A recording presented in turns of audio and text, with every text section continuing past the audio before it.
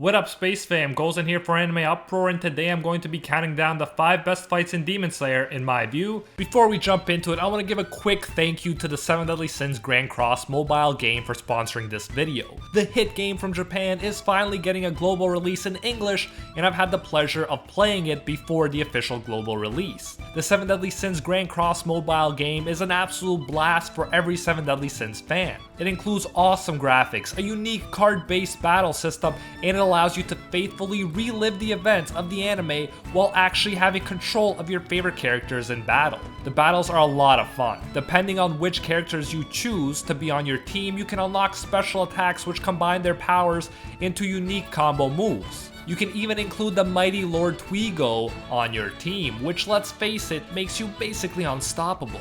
Check the game out for yourself by clicking the link down in the description below. The game features beautiful 7 Deadly Sins music, and the original Japanese voice actors reprise their roles as our favorite sins. Relive the magic of the story, engage in epic combat in both co-op and PvP modes, and unlock cool features like original game exclusive outfits and costumes for your favorite characters. Just click the link down in the description to download the game and begin your journey. It's free to play on Android and iOS.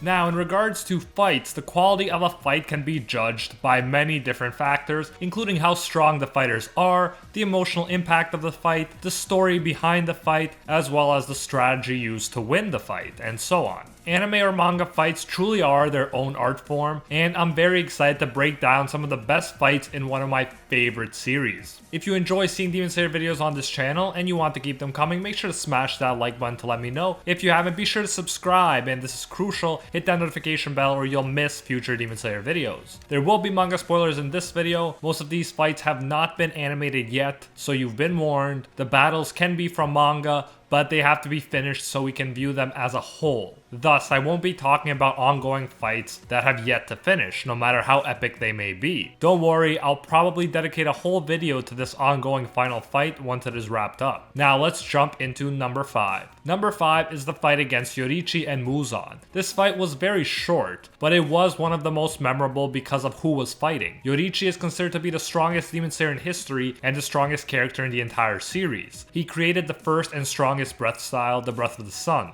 And we get to see this legend take on the main antagonist of the series, Muzan, the first and strongest demon. Since the beginning of the series, Muzan has loomed over the story. He's presented initially as a ridiculously powerful demon that no one can beat. Even his underlings, the Upper Moons, have lived for centuries and killed many pillars. For this reason, this fight is amazing because the image we have of Muzan is completely flipped. Muzan starts out confident as usual, but the strongest human proves to be too much for the strongest demon. Yoriichi sensed that even a single scratch by Muzan could kill him, so he was extremely careful. For the first time, Yoriichi felt a chill down his spine. This builds the hype because Yoriichi is so talented, he's usually bored with fighting. During this fight, Yoriichi completed his legendary sword forms. Muzan was confused because his body wasn't regenerating. Yoriichi's bright red blade was super effective against the progenitor of demons. Yoriichi was about to finish off Muzan when Muzan's body burst open into 1,800 pieces of flesh. Yoriichi, being the mad lad he is, managed to cut more than 1,500, but enough escaped for Muzan to regenerate. It was a short-lived fight, but it was enough for Muzan to get PTSD from the encounter. Even in Tanjiro's lifetime, Muzan still has flashbacks of Yoriichi. That's how much Yoriichi's skill traumatized him. In terms of power, Yoriichi is more monstrous than any demon. Yoriichi turned the big bad villain of the series, who is usually hunting down humans, into his prey. When confronted with Yoriichi, Muzan, the Demon King of Pop, ran away like a coward. He was completely helpless. And after that, Muzan spent the rest of his life avoiding Yoriichi. This fight is great because we get to see the strongest fighters in Demon Slayer go at it. We get to see the strongest character in the series go full out and fight in a battle that actually sends a chill down his spine. The battle was amazing in and of itself, but it is also very important for the rest of the story. Tanjiro, Yoriichi's successor, is now trying to finish what Yoriichi started.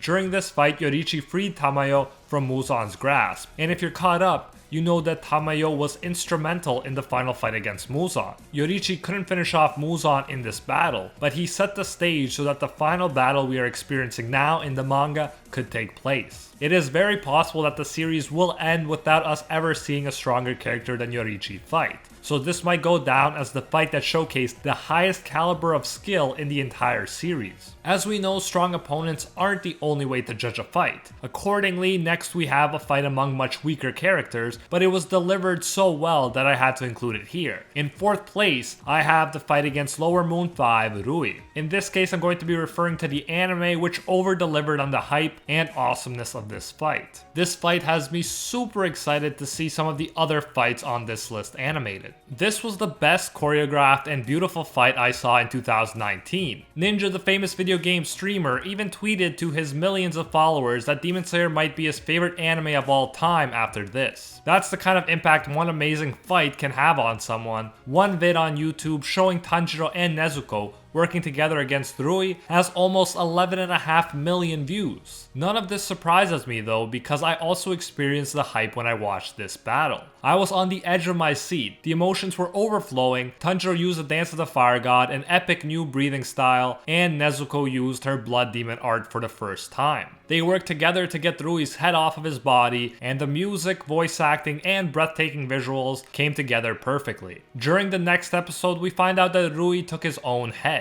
before they could cut it. But this didn't take away from the epicness of the previous episode. And to boot, we got to see Giyu shine. He came in the nick of time, saved Tanjiro from near death, and then absolutely wrecked Rui. Rui launched his strongest attacks at him and Giyu used Dead Calm to stop them without moving. He then just walked up to him and cut off his head like it was nothing.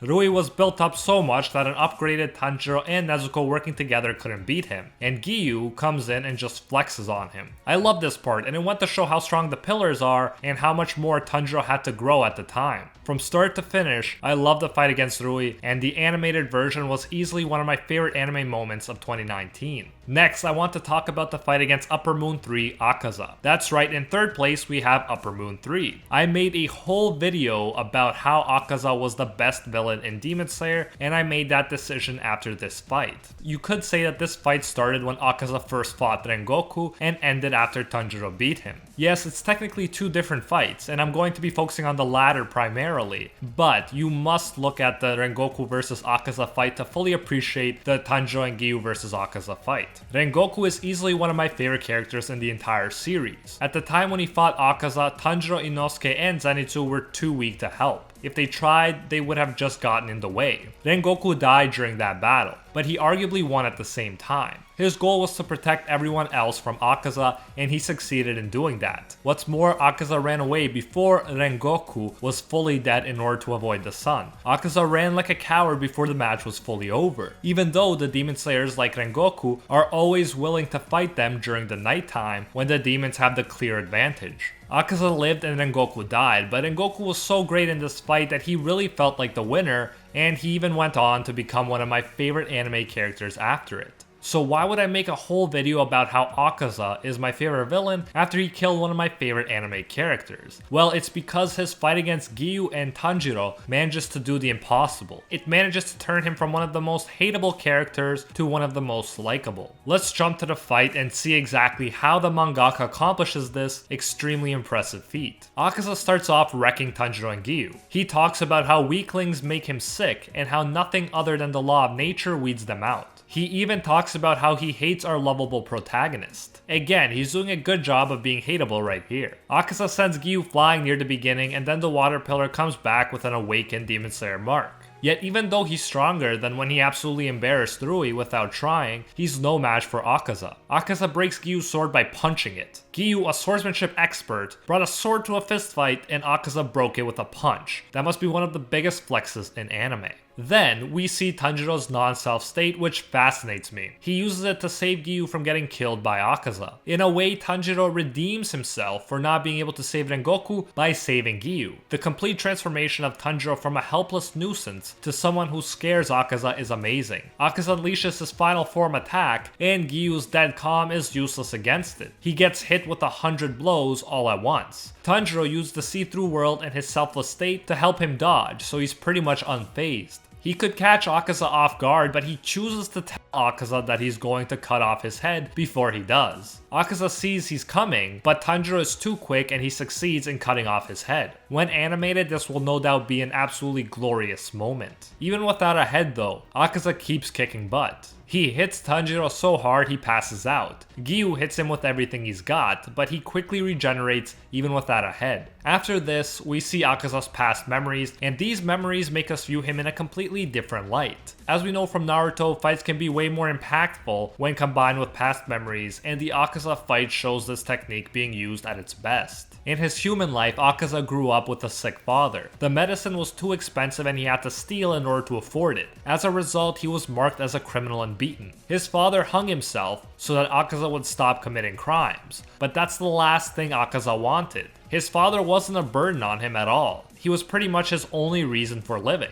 the only joy in his life. He kept taking out his frustration on people until a cheery guy knocked him out. This guy had a sick daughter and took Akaza under his wing. He trusted Akaza, branded criminal, to look after her. Akaza took care of her and fell in love. He proposed and she said yes. During this time, he slowly started to see meaning in living again and even became happy. But then, a jealous rival dojo poisoned his sensei and his fiancée because they could never beat Akaza and his sensei in a fight. Akaza lost it and killed 67 swordsmen with his bare hands. Keep in mind, this was before he became a demon. Muzan came because he heard that there was a demon in the area, only to discover that it was a human. At this point, Akaza understandably didn't care about anything and let Muzan turn him into a demon. Thus, he didn't really hate the weak, he hated what the world did to his powerless father and fiancé. He didn't actually hate Tanjiro. Tanjiro reminded him of the sensei he loved. It was all an act. He was trying to deny that he kind of was a good guy at heart. Even as a demon, he never killed women.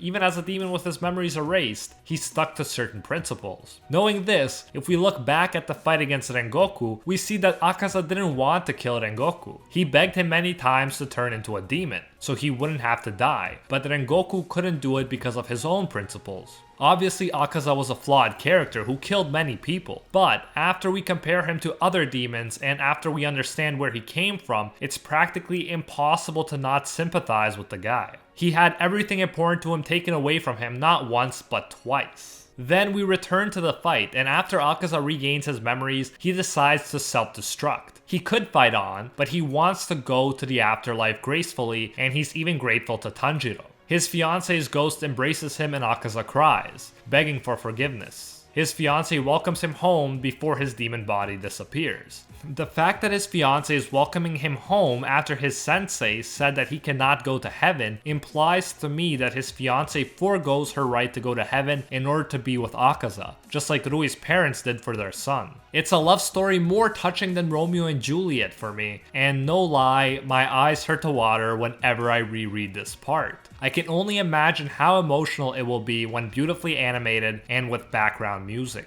But yeah, that's my third spot. This battle had not only epic fighting and epic new power-ups and redemption, it also managed to take a hated character and make him one of my favorites. It helped me sympathize with a character that I never thought I would sympathize with. And for all those reasons, it will go down as one of my all-time favorite fights in Demon Slayer. Next, in second place, we have the fight against Zenitsu and Kaigaku. Zenitsu is another one of my favorite characters, and seeing his transformation from helpless crybaby to OP badass was amazing. The transformation's climax is this fight, where the usually crying comedic relief character looks extremely serious for once right from the start of the battle. This fight is an amazing climax for Zenitsu's character arc. He has to confront his former senpai, who was trained by the same sensei in the Breath of Thunder style. This fight is personal. Kaigaku has become a demon, so Zenitsu has a duty to fight him anyways, but more importantly, he needs to stop Kaigaku because of what happened to their sensei. Because his student Kaigaku became a demon, Zenitsu's sensei committed seppuku. Zenitsu's sensei was the most important person in his life, you know, before Nezuko came into the picture. His sensei believed in Zenitsu when no one else did, even though he was a huge crybaby that could only learn one thunder form for the longest time. Kaigaku doesn't care that the sensei died. Kaigaku was insulted by the fact that their sensei wanted to make him and Zenitsu joint Thunder Breath successors. He looked down on Zenitsu so much that he would rather become a demon than be lumped in together with Zenitsu. Kaigaku is much more hateable than Akaza, so when Zenitsu the underdog gets revenge, it's one of the most satisfying things ever. From the start, this guy who Kaigaku views as inferior gets the first hit. Zenitsu even tells Kaigaku that he's too slow. Kaigaku notices like we do that Zenitsu is not only fast, but he's become a completely different person. Zenitsu takes all of Kaigaku's demon-enhanced thunder-breathing attacks and not only survives, but launches a brand new OP attack after taking all that damage.